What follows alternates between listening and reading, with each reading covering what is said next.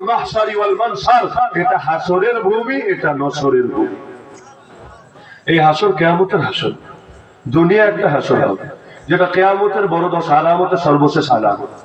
ইয়ামানের আদান থেকে এক ভয়াবহ আগুন বের হবে, মানুষকে তাড়াতে তাড়াতে তাড়াতে এমন ভাবে তাড়াবে, দৌড়াতে দৌড়াতে হাঁপায়া যায় না লোকে, নাকি আপনারা হাঁপান?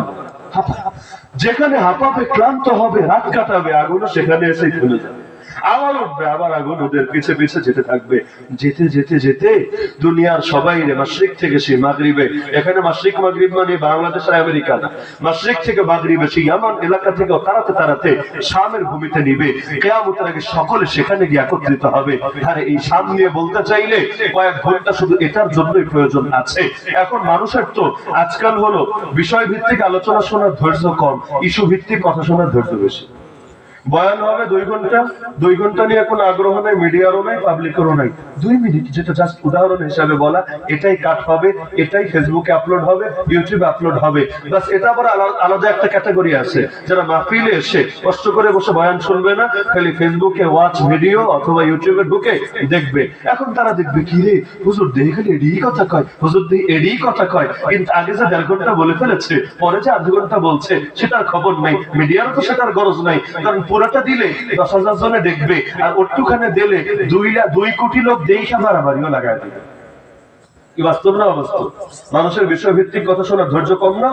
কোকিল কণ্ঠ শোনার ধৈর্য আছে, গজল টজল শোনার ধৈর্য আছে, অথবা বিভিন্ন হুঙ্কার টুঙ্কার শোনার ধৈর্য আছে, কিন্তু ইলমি আলোচনা শোনার ধৈর্য বড় কম। আর মাদ্রাসায় আমাদের হুজুররা যা পড়ান, ওই আলোচনা যদি পাবলিকের সামনে করেন, একজন থাকবো নি মানে কি ধারণা থাকবে?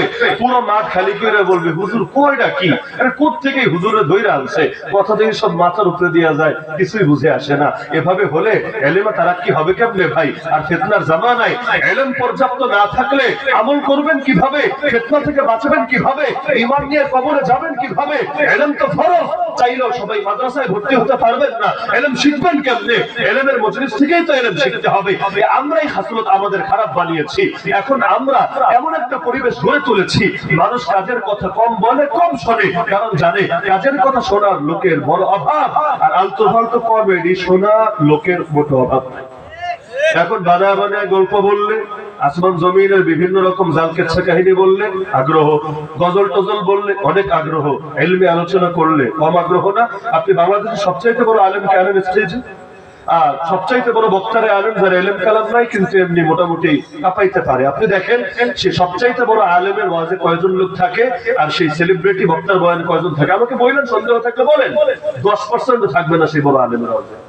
সত্য না মিথ্যা? সত্য না মিথ্যা? এমনকি আমরা নিজেরা শুনেছি, দেশের শ্রেষ্ঠ শ্রেষ্ঠ মুরব্বী তারা বয়ান করে, পাবলিক বিরক্ত হয়ে উঠে যায়, কি বলে বুঝিয়া কিছুই তো বুঝি না। আরে পাগলের দল, বোঝা লাগবে না যে কিছু না বুঝেও বসে থাকো, এতে যে রহমত পাবা, বেয়াদবি কইরা বইরা গেল ওই রহমত থেকে।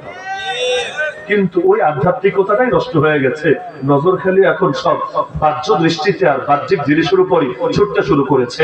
তো বলছিলাম এই আল আকসা সংক্রান্ত এলেমটা দিলে গেছে রাখেন, আমল করতে পারেন আর না পারেন, আল্লাহ এমন বরকতময় বানিয়েছে, দাজ্জাল শাহানশাহী চলে না, ইয়াজুজ মাওজুদের ঢেউ এখানে এসে টিকতে পারে না। আর এই বরকত কি শুধু আজকের বরকত? নবী মুসা আল্লাহর কাছে দোয়া করেছিলেন, আল্লাহ মরণ তো চলে এসেছে, আমাকে ময়দানে তিহে না মেরে আমার লাশটা তুমি পৌঁছে দাও মসজিদ আকসার নিকটে। ফাসাআলাল্লাহ আইয়ুদনিয়াহু মিনাল আরদিল মুকাদ্দাসাতি রামিয়াতাম বিহাজার। আল্লাহ কি বরকত দিয়েছেন। আরে মারিয়াম আলাইহিস সালামের জন্মের আগে তার মা মানত করে আল্লাহর কাছে, আল্লাহ আমার পেটে যা আছে আমি এটাকে খাদেম বানাবো, ওয়াকফ করে দিব তোমার এই মসজিদ আকসার খেদমতে।